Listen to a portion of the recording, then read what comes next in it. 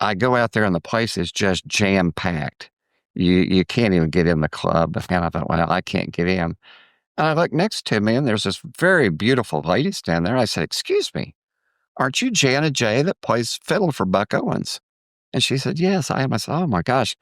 I said, "We saw you at a concert with Buck Owens. You know, she took over after Don Rich was killed." And I said, "We saw you in a concert with Buck, and you're just marvelous." And and we chatted. She looked at me and she says, "I'm going to go out on a limb here, but you seem like a really nice guy. And I'm starving to death and I don't have a car and everything in the hotel's closed. Would you be willing to take me somewhere to get something to eat?" I said, "Well, sure."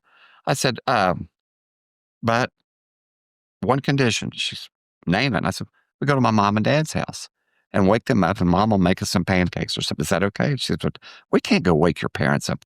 I said, "Trust me, if I'm running around Tulsa with Buck Owens fiddle player, they will want me to bring you to their house and wake them up."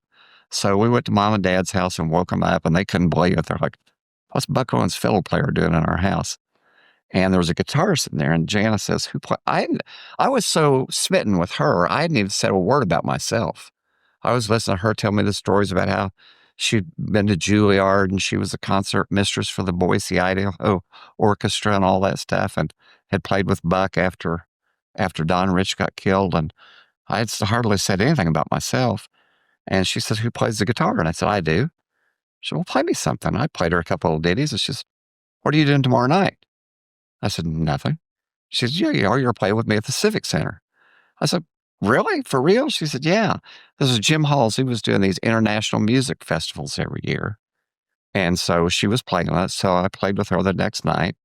And she was just in the process of closing on her house that she bought on 71st. It was between Harvard and Yale.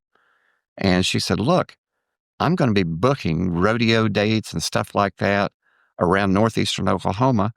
And she said, "It's me by myself, but I really need a guitar player that can learn my show, that will go rehearse my show with the house bands. Would you be willing to do that?" And she offered me a certain amount of money to do that. I think it's about $150 or $200 a night, which was pretty good money back then. Oh, I was thrilled to death. I said, "I'd love to do that." So I did that for about a year and a half, maybe with Jana.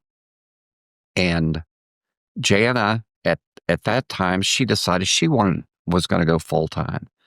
And it was kind of the same deal. I said, "Well," I had actually gotten some promotions at work. And I said, she couldn't offer to pay me enough to make it worth my while to quit my day job